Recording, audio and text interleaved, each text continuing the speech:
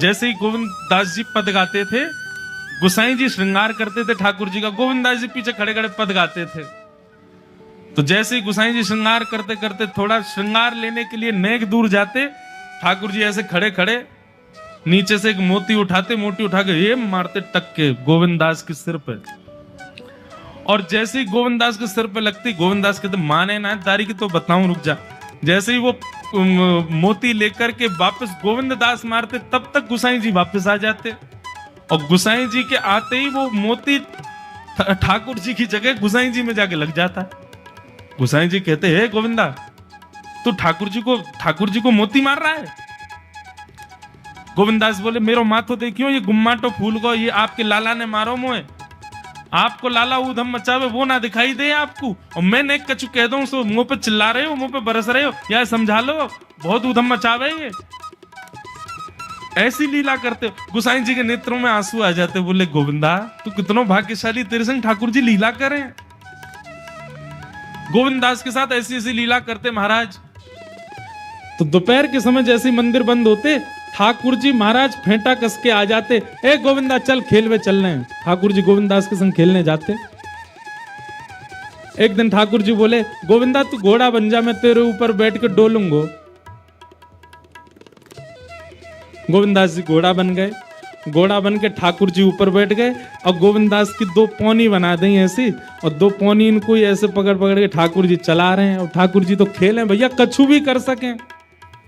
गोविंद दास के ऊपर बैठ गए और उसको चलाने लगे। अब चलते चलते गोविंद दास रुक गए, और ठाकुर जी बोले ए गोविंदा चल, ए मेरे घोड़ा चल। गोविंद दास जी बोले जय जय जय जय, नेक उतर जाओ। ठाकुर जी बोले काय को?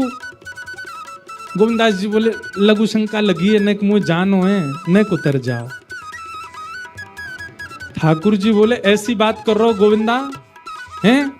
कोई घुड़सवार घोड़ा पे बैठ के घूमे, और घोड़ा को लघु शंका आवे तो वो का यूं के ओ भैया नेक उतर जा, मैं लघु शंका करके आऊं, फिर बैठी हो मेरे ऊपर।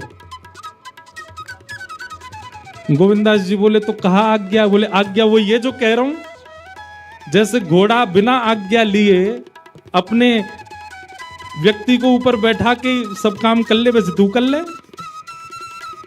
तो गोविंद दास जी ऐसे घोड़ा बन करके चल रहे हैं, ठाकुर जी ऊपर बैठे हैं और सब कर आए काम। अब इतने में ही कोई व्यक्ति वहां से जा रहा था। अब उस व्यक्ति को ठाकुर जी नहीं दिख रहे हैं, उसको गोविंद दास चलते चलते दिख रहे हैं। उसने जब देखा, अरे राम राम राम राम जी, गोविंद दास जी क्या महाराज? किसी व्यक्ति ने गोविंद दास जी को ऐसे देख लिया, ओहो जी तो ऐसे ही डोल रहा है और चलते फिरते ही कर रहा है। गोसाई जी से जाकर के शिकायत कर दी, और गोसाई जी से कही, बोले गोसाई जी आपने गोविंद दास को बहुत सिर पर चढ़ा लिया आज। अरे भाई खड़े होके लघु शंका करना भी मना है शास्त्रों में, वो तो ऐसे बैठ करके चलते चलते कर रहा था, और वस्त्रों में ही कर रहा था, इतना अपवित्र, और आप उसको मंदिर की सेवा देते हो। गोसाई जी को सुन करके अच्छा नहीं लगा। शाम को स्नान आदि करके दूसरे वस्त्र पहन करके गोविंद दास आए। आकर के आपने गोसाई जी को प्रणाम किया, तो गोसाई जी ने मुंह फेर लिया। तो गोविंद दास बोले जय जय, आप नाराज हो हमसे? गोसाई जी बोले आप आचार विचार सब भूल चुके हैं अपना। आप इस प्रकार से आज कुछ कर रहे थे, मुझे लोगों ने बताया आकर के। गोविंद दास जी बोले आपकी बात है जाए तो मैं बोलूं? बोला हाँ बोलो। बोले मोते मत कहो, अपने लाला को समझाओ।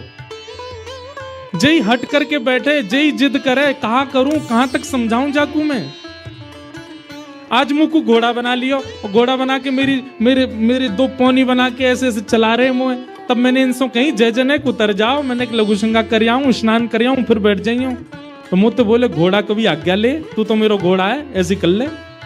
इनकी आज्ञा सो मैंने कियो, मैंने अपनी इच्छा सो नहीं क्यों? नहीं मैं क्यों करूंगा ऐसा? गोविंद दास जी की बात सुनकर के गोसाई विठल नाथ जी इतने भावुक हो गए, इतने भावुक हो गए। उस दिन गोसाई जी ने नियम बना दिया, सबको बोल दिया, बोले सुनो आज के बाद गोविंद दास कुछ भी करे इसकी शिकायत हमसे मत करना। क्यों? गोविंद दास अपनी इच्छा से कुछ नहीं करता, जय जय कराते हैं उससे, ठाकुर जी कराते हैं उससे। एक बार ठाकुर जी गोविंद दास से बोले ए गोविंदा, बोले हाँ, मेरो दाल बाटी खावे को मन हेरो है, तो दाल बाटी चूरमा। ठाकुर जी बोले ए गोविंदा, ऐसे ही बोलते थे, बोले मोए मोए दाल बाटी खानी है। गोविंदास बोले 56 भोग बनते हैं रसोई में, अपरस में मुंह पे पट्टी बांध करके महाराज रसोईया बनाता है। अपरस में यमुना जी का जल आता है वहां से, वृंदावन से, उसके जल में सुंदर प्रसादी बनती है। इतने सुंदर शुद्ध भोजन को छोड़ के यूं कह रहे दाल बाटी खानी है। ठीक है, मैं आज बोल दूंगा रसोई घर में बनवा देता हूं। बोले ना, रसोई की ना खानी तो। बोले तेरी कदम खंडी में आऊंगा। गोविंदास जी जहां बैठ करके भजन चिंतन करते थे, मंदिर से थोड़ा दूर था, सुंदर वन था गिरिराज जी में। बोले मां आऊंगो और वहीं पे तू कंडा, वही गोबरी कंडा में बना, और कंडा में बना के तैयार कर, मैं आऊंगा वहीं खाऊंगा। गोविंदास जी बोले यहाँ सब लोग आपको मंदिर में पूजने आते हैं, आप यहाँ पे भगवान हो, ऐसे कहीं खाने पीने आओ। बोले कोई को पता थोड़ी चलेगी, मैं आ जाऊंगा, तू चिंता मत कर, तू सुन तैयारी कर ले, आज मैं तेरे यहाँ आके प्रसाद पाऊंगा।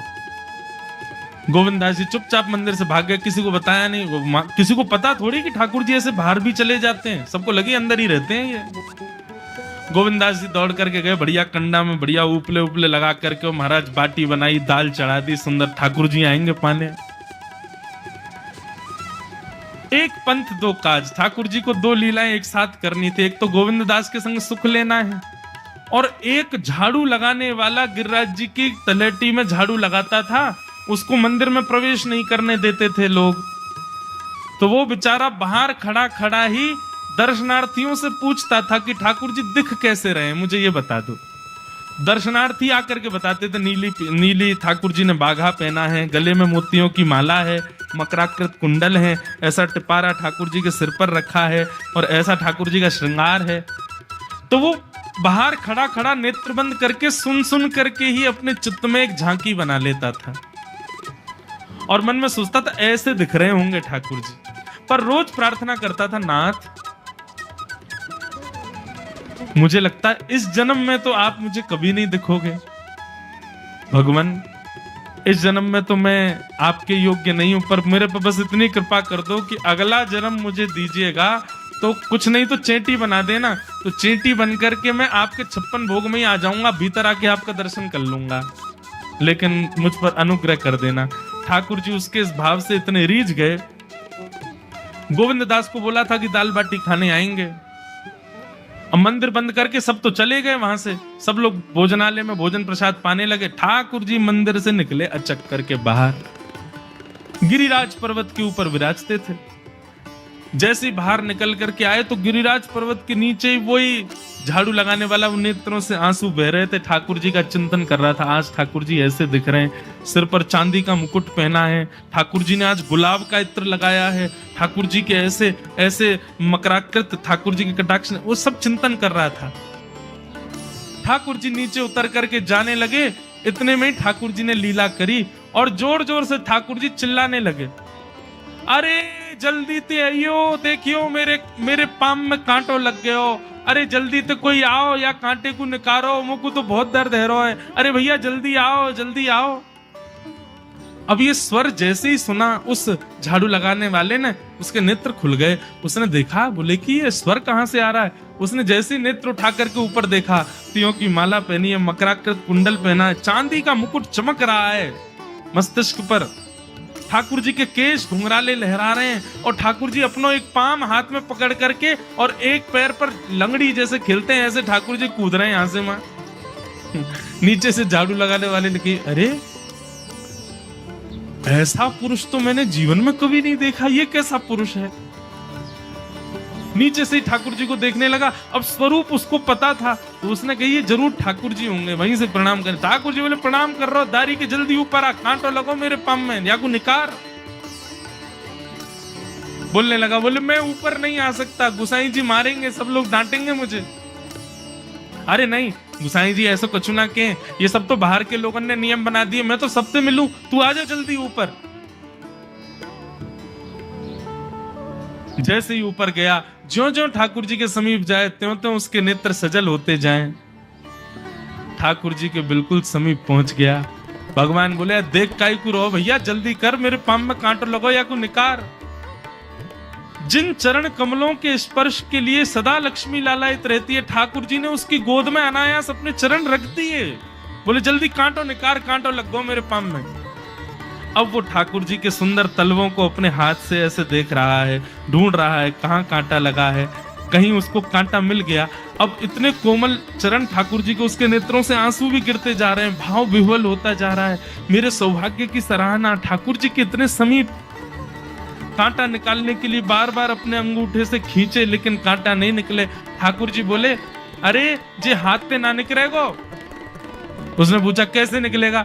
बोले अरे मेरो पाम पकड़ के अपने मुंह के पास ले जा और दांतन से निकाल, तब निकलेगो ये।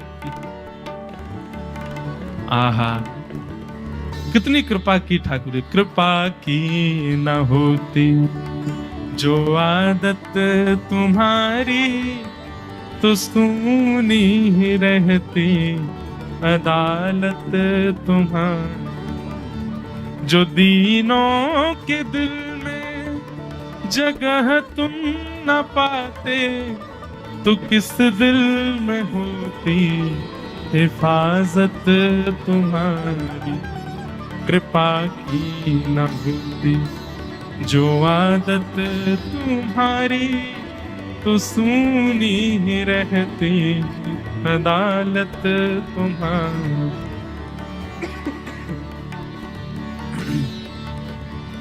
कितनी कृपा।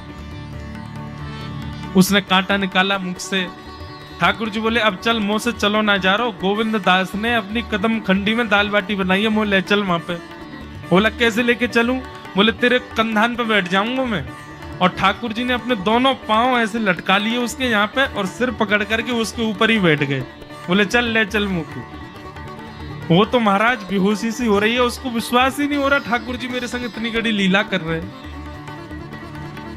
गोविंद दास की कदम खंडी में पहुंचने से पहले उस बालक ने ठाकुर जी गोविंद दास जी मुझे बहुत मारेंगे, अगर उनको पता चल गई मैंने आपको छू लिया है तो मुझे बहुत डांटेंगे। आप एक काम करो, अब यहाँ से आप पैदल चले जाओ, मैं यहीं खड़ा हूं।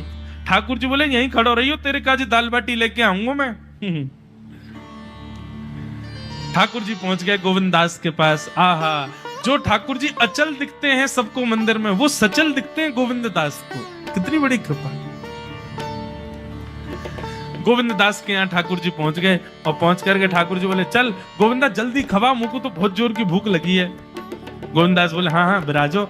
सुंदर व्यवस्था कर दी। ठाकुर जी बैठ गए और बैठ करके सामने पत्तल पर महाराज बाटी रखी, दाल रखी, चूरमा रखी, चटनी रखी, सब बढ़िया सुंदर सजा दी। अब ठाकुर जी पा रहे हैं, प्रेम से पाते जा रहे हैं और पाते पाते बीच में गए और ला और जल्दी ला, भूख लग रही है मुझको।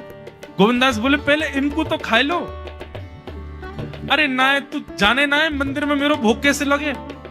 थाली में 2 रोटी और ये सब्जी, इनते मेरो भूख पेट थोड़ी भरे। मेरे सामने तो सबरी सामग्री धर दो, मेरो जो मन होगा मैं उठा उठा के पाते जाऊंगा। अरे गोविंदा जल्दी जल्दी लेके आ। अब गोविंद दास जी पीछे मुड़ करके बढ़िया सुंदर बाटी वाटी सेके। इतने में ठाकुर जी क्या करें, एक बाटी तो खा जाएं और दूसरी बाटी उठा के अपनी जेब में धरते जाएं। वो संग आयो बाकी काजी लेके जानी है। अब तो महाराज ठाकुर जी खाते जाएं भरते जाएं, खाते जाएं भरते जाएं। गोविंद दास बोलो ठाकुर जी ये तो मैं मानूं कि आपकी खुराक बहुत है, पर इतनी ज्यादा है ये मुझको विश्वास नहीं है रहा है। क्यों हैं 56 बाटी खा गए हो अब तक आप? अरे कोई तुकना है, कोई पेट है कि समुद्र है, कुआ है, कहा है आपको? ठाकुर जी बोले अच्छा दारी के ऐसे बोले, चलो जाऊंगा मैं। अरे नहीं जय आप तो पाओ। ठाकुर जी तो जेब में भरते जा रहे थे। अब ठाकुर जी का पेट भर गया। ठाकुर जी बोले चल भैया गोविंदा, बोले चुपचाप चलो और आचमन करो, शुद्धि करो, तब जाइयो मंदिर में। वहीं गोविंद कुंड के पास में गोविंद दास जी ने जबरदस्ती ठाकुर जी बैठा दिए। बोले हाथ में जल ले। ठाकुर जी जल लेकर के बैठे। बोले अब करो अपवित्र पवित्रो वा सर्वावस्थांगतो पिवा। ठाकुर जी आचमन कर रहे हैं, अपनी पवित्र कर रहे हैं ऊपर से लेकर नीचे तक। इतने में ही गोविंद दास बोलते बोलते पीछे के गए और ठाकुर जी की पीठ पे जाकर के एक धक्का दियो महाराज, पूरे ठाकुर जी डुबा दिए कुंड में। ठाकुर जी पूरे ऊपर से नीचे तक भीज गए। ठाकुर जी दारी के तेरी शिकायत करूंगो, गुसाई जी तो कहूंगा तू ऐसे करे मेरे संग। गोविंदास बोले मैं बता दूंगा तुम कौन कौन के कंधान पे चढ़ के घूमो। हम मंदिर के लिए इतना नियम बना रखो है, नहा के आओ, धो के आओ, हाथ पांव खासा करके आओ, और कुछ अपवित्र वस्तु मत छीलेना, अपरस में रहना, गीला वस्त्र तन पे होना चाहिए। आपकी सेवा के लिए इतने नियम, और खुद क्या कर रहे हो? ऐसे गोविंद दास वो कह रहे हैं, यद्यपि रूप गुण शील सुधरता, इन बातन न रिझई है, प्रीतम प्रीत ही सो पई।